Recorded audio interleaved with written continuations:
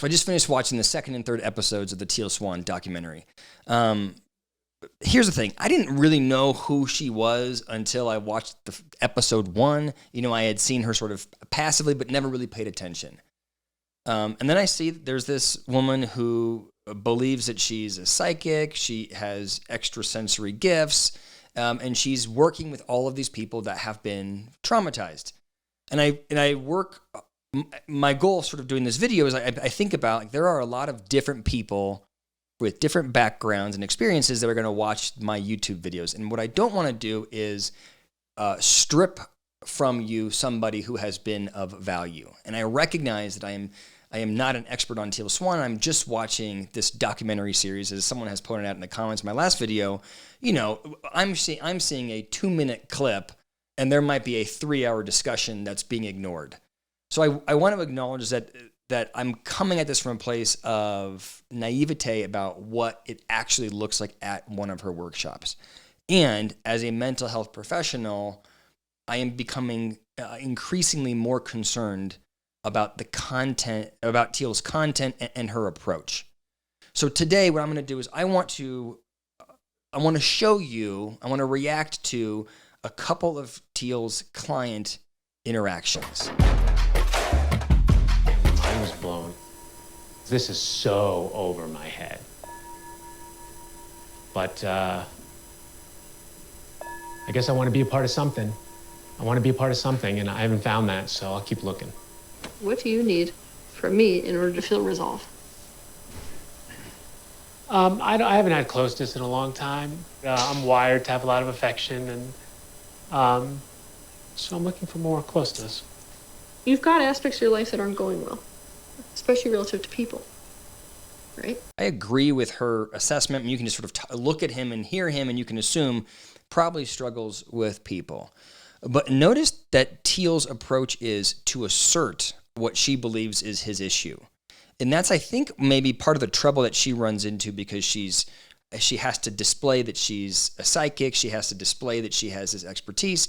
So instead of like a traditional mental health professional would have said, it sounds like you have trouble with people, or I'm wondering if you have trouble with people, or tell me more about your interactions with people, or what are your relationships like, right? It would be the stance would be, I want to learn more from you. The risk she runs here is that he doesn't actually struggle with people. The risk she runs here is that he feels misunderstood. I don't know, for real. In a way, it's going great. I don't know what this is. I do think God is. And I'm glad I was suicidal for a long time, so I'm glad it's there. Do you know what it's like talking to you? There's no cohesive thought. No cohesive thought? No cohesive thought. That's so interesting. I think everything's great. So I know this sounds like a sort of startling interaction, but this piece of what she's doing, I don't have a problem with. Being, as the clinician, being transparent about how somebody is impacting you, I think can be really valuable, right? He's getting real live feedback about how he interacts, and I agree with her. When I hear him talk, it does feel scattered. So her giving him this feedback, I think, makes some sense. But again, based on the way this documentary is showing it, this is a fast-tracked relationship, right? If you just sat down with somebody and you're interacting with them for less than an hour, if you walk in and say you're scattered, you're going to rub someone the wrong way. You're going to create more distance. So the way it's presented here, it feels rushed, but it's maybe they have enough of a relationship where this is an appropriate interaction. And in her role as the person offering care, maybe it makes sense. I'm doing a good job, and Why the fuck do you think the universe would put you in front of me if everything's fine? I mean, I don't know, Teal. No, I mean, really answer the question. No, I don't know. So far in the documentary, if you go through the first 3 episodes, you see that this is Teal's bag. This is how she interacts with people. She clearly pushes this idea of radical candor. She wants people to speak openly about what they're experiencing. And when they do, if it ever comes into conflict with what she wants, if they're ever guarded, if there's any kind of resistance, her reaction is sledgehammer. Why are you doing this? What's wrong with you? Why the right? It's this very directive and very assertive approach. I think it works for some because it's provocative and they're in the right place for it. I can imagine that it doesn't work for everybody. I don't know. I could just have a crush on you. It really just could be a sexual thing that I've just taken too far, and it's okay, and that's why I'm here. If the only reason you're here is because of a sexual thing, that's a problem for me. Right. So first of all, in this field, like this is a very intimate interaction you're having with let's just do traditional mental health, a therapist and a client, the occurrence of the client developing feelings for the therapist, it's really common. You're sharing so much intimacy that it's easy for that to transition into sexual attraction. Therapists should be very good at dealing with that. And what you don't do is say, that's a problem for me. What you say is, how are we going to work together? What's it like for you to have your sexual attraction distort your ability to have an authentic relationship with a woman? There should be a conversation around what is this like for him? What does it mean for his mental health? How is he doing with it? Right? She should be very skilled at dealing with this. I hate this field, I swear to God. I fucking hate the spiritual field. I'm super angry. Hi, Blake. I'm sitting here in process with Amr. It was real fun when in the middle of our session, he looks at me and says, I'm afraid if you see all these parts of myself, you won't want to fuck me. So, yeah, that was fun. The only reason I'm here is because of, being sexually attracted to you. And it's the same fucking bullshit. It is baffling to me how poorly she handles it. Let's stop evaluating her general approach. If she were any mental health professional, I would say you have got to get this together. This is clear to me. It feels like this is triggering something else in her. She has some unrelated baggage about her sexuality or men's treatment of her. Maybe she historically hasn't felt like she gets taken seriously. I don't know what it is for her, but there is something that is preventing her from taking care of her people and instead distorting what's happening and making it far more than it really is, right? She has converted this from a problem with this person to an affront against her, right? There's this sort of narcissistic shift. That was not fun.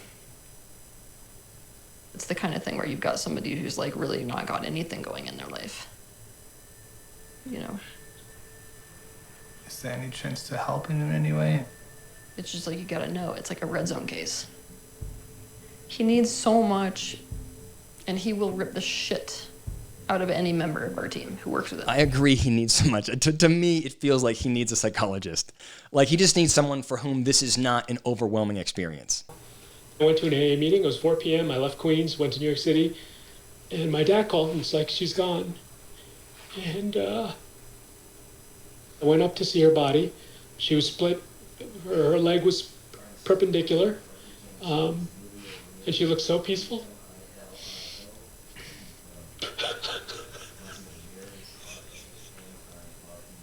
That seems unfair.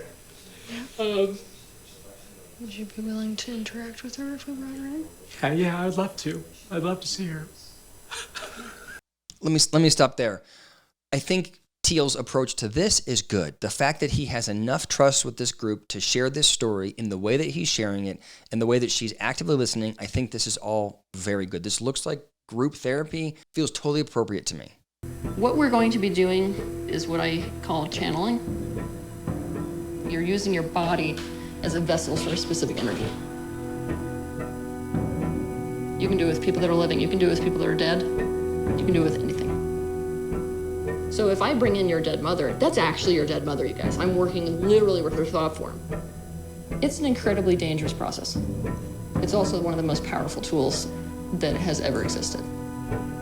Look, I don't know anything about channeling. To be honest, I don't believe it. I think it's total BS. But I will give her that what you're going to watch here is him go through the act of speaking with his mother. I think in psychology, we call this the empty chair technique. You don't have to do the whole channeling or, bring in someone, do a seance. You don't have to do any of that. But you have somebody act like they are speaking to their loved one. You speak to your loved one who is sitting in a chair. It's a pretty common form of treatment. And I think if you watch this, I think he goes through it in a productive and helpful way. So if I were scoring the impact that Teal's making on this guy, I think it's positive. Juliana, I deliberately want to stretch you in with this. I think it's a good idea. So ask her if she will choose with her free will to go into, and then you have to say your mother's full name. Do you, with your free will, choose the consciousness of Tulit Bajwa?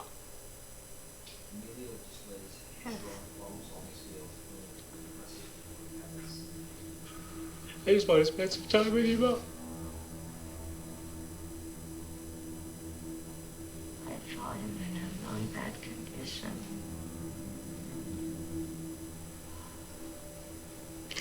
You are, Mom. And I also guilty and full of shame because of that. Do you feel like you're stuck anywhere? Or Yes. Where are you stuck? I don't know. It's just that it's just that I feel like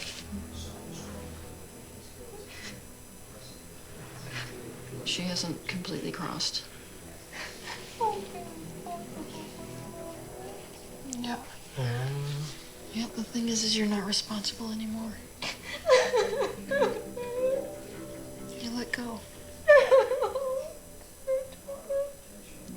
Do you see if from where you are you can't do anything anymore to help either of them? It's okay, Mom. I love you so much. You just think about whether there's anything you feel like you need to say that will release her. I'm sorry for all the pain I caused. I know it's a lot.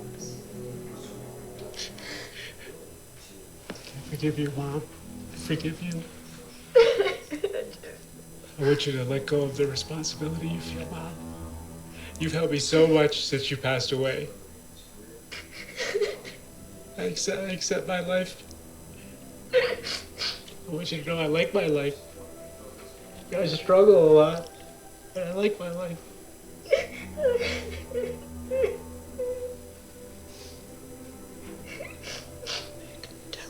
can tell her that she can go. Bob, you can go. You can go.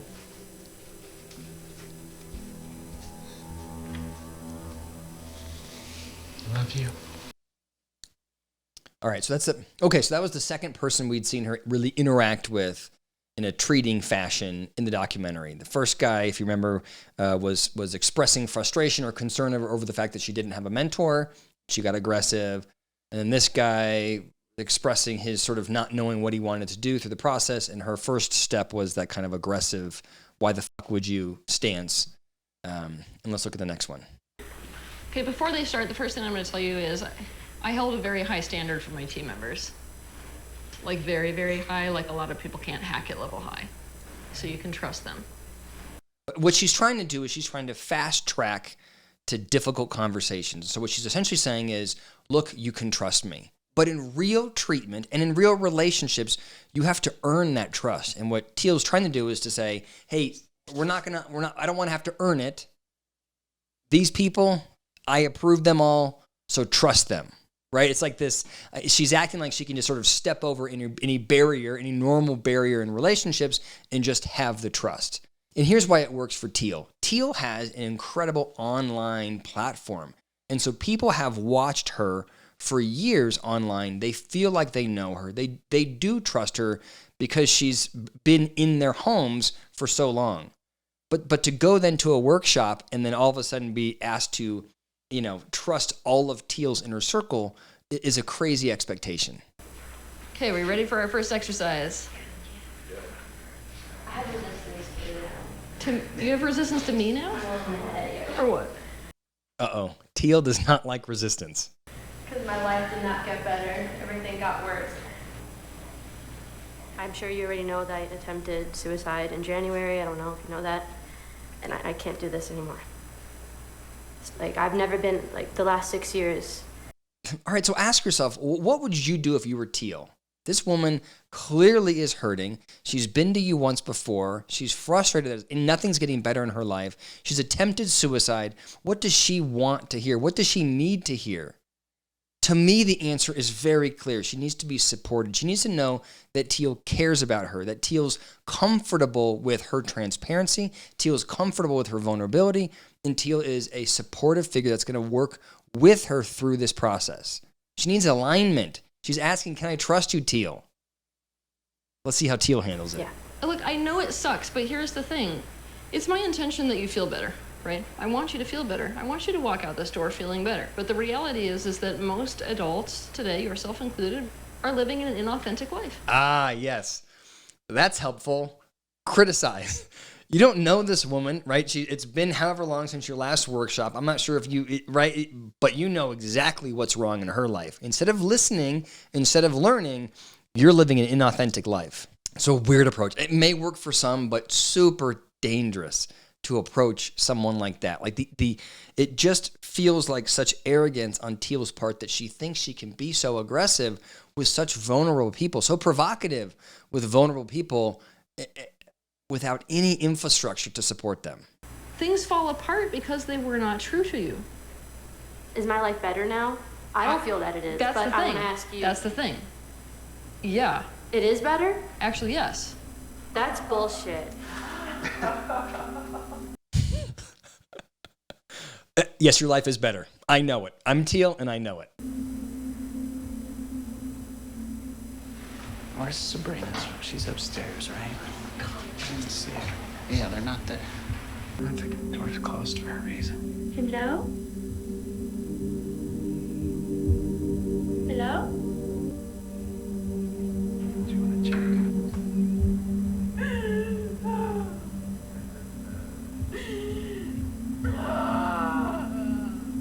What you have to understand is that the people that are following Teal, that are going to these workshops, are in deep despair. Like, this is not an intellectual activity for them. This is not, gee, I'll go explore myself more at this workshop. This is, I am actively in pain. I am grieving. I want to kill myself.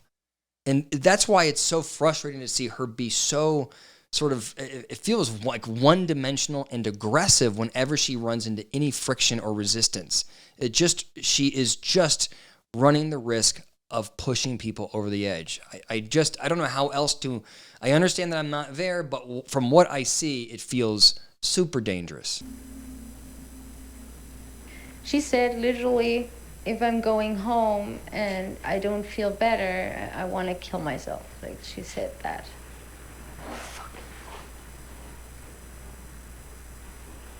I don't understand how to work with a person like that without the worst case scenario happening, like she decides to commit suicide after she gets back in New York, and they're like, oh, last week she was at a Teal Swan workshop, and it's all over the fucking news, which is where they're taking me.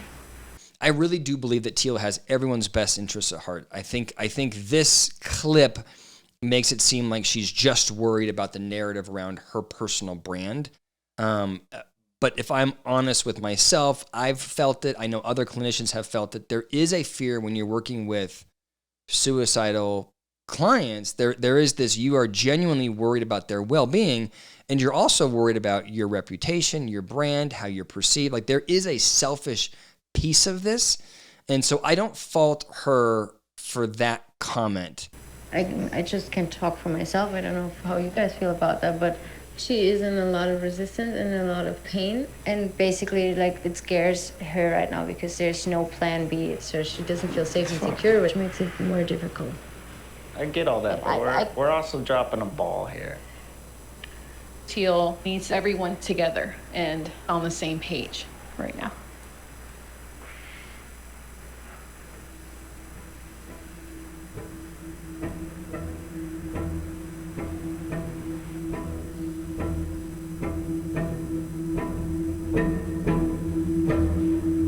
It's so crazy to me. It's so unhealthy. It reminds me of episode 1 when she was like, yeah, I don't have a mentor because I'm the best. Teal has her approach, and she's not willing to listen to anybody else that disagrees with her. This woman is getting feedback, align with Teal, or you're outside of the inner circle. And by the way, this woman, I don't remember her name, but she is correct. She's absolutely correct. The woman that is upstairs crying, that's suicidal, needs some space. You have to earn her trust. Teal needs to pump the brakes. But to me, again, it goes back to, I think Teal has one gear, and it is drive through any resistance. And it's damaging. We are dancing around this every time you come. I want you to start talking about why you don't want to be here. I don't know. I guess I just can't appreciate things. My mom used to tell me that. She said, nothing ever satisfies you. She used to tell me. I don't want to align with your mother. Your mother's not right. What it is that in your childhood, nothing was safe to take in. We're working with a split within you that has to do with childhood trauma and your worth issues. Do you understand how frustrating it is for a child to be treated like shit, but to Yes, literally have there be nothing? Yes, I know. Why aren't you letting yourself get mad about that? I'm not allowed to get mad. I just told you you were. No. I'm trying to know what's real about you. No, bitch. We're not going through more pain. I'm not going through more pain. You're a confusing person because you come to these workshops and then you play this game with me. What is it going to take you to stop fighting? I want you to start talking about why you don't want to be doing this. Because I don't think it's gonna get better, for one. All right. Two, it hurts. Like, I physically am hurting, and it fucking sucks. And I come here to keep learning and learning and learning and learning and going on this fucking carousel over and over and over again. My life's retreats. And in between, we're in agony and talking about the next retreat. Holy fuck. I'm not signing up for a life of this shit. Like, I'm not doing this shit. I'm not signing up. I'm not doing that. I'm not doing this.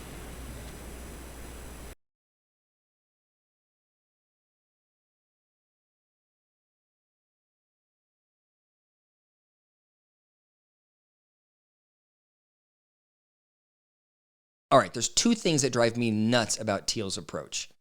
The first is that she is so hell-bent on being right about everything. We have never seen her ever go, wow, I stepped too far, I pushed too hard, I did that the wrong way, I made a mistake. There's none of that. It is just my way, or that's it. And what happens is she has people, the kind of followers that she has, the clients that she has, these are very vulnerable people that aren't able consistently to push back on her. And so what happens is whenever there's any expression of transparency, anytime there's any expression of distress, instead of Teal working to understand and asking the client if she understands, Teal says, this is what it is.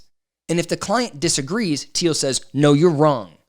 And these people are so vulnerable right now, they're so deferential to her that she essentially bulldozes them.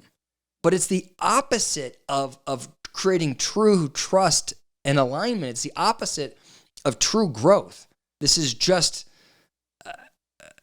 it's irresponsible. Which relates to the second piece of Teal's approach that just drives me nuts. It's her expectation that people trust her. Every time she gets questioned, every time that anybody says that they don't know that she's a safe space, she gets agitated. She's mad because she believes that she is an incredibly safe person to share your most deepest and darkest vulnerabilities. Here's why there's a problem with that. When you share deep trauma with somebody else, when you share your deepest vulnerabilities, when you're that transparent, it's a very intimate connection that's being created. Far more intimate, in my opinion, than having sex. Far more. So just replace this with sex. Imagine you meet somebody and they say, sleep with me, I'm safe. You can trust me, just sleep with me. And they use their power, they use their status, they use their YouTube presence to demonstrate to you that they're a good person to sleep with. And you're in a very vulnerable position, so you do it. You sleep with the other person. After that happens, what are you going to do? Psychologically, you have to prove to yourself that it was the right decision, right? You have to operate in alignment with that decision to share, to be vulnerable with somebody, right? So if you sleep with somebody for the first time and you felt very vulnerable and you did it, afterwards, you are going to want to align with them. You want to have a committed relation with them. You want them to treat you well. You want them to respect you, right? You are all in on that relationship because you've just given them your deep, you've been so vulnerable with them, right? It's the same thing here, but times 1,000. You've shared your trauma with somebody. You've shared it with Teal. And so you have no choice at this point to either admit that you gave up this huge vulnerability, admit that you chose the wrong person to share yourself with, or you become a lifelong follower of Teal. You tell yourself, right? It's cognitive dissonance.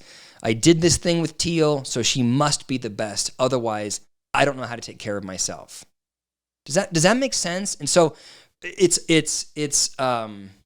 inappropriate, in my opinion, for somebody in her position of power to leverage her celebrity and her status to push people to give her their vulnerability. It feels it's coercion in my mind. I think it's totally inappropriate. Let me know what you think in the comments below. As I mentioned last time, I do have another channel here, and then my wife and I do a podcast here. You can check those out. Thank you for listening.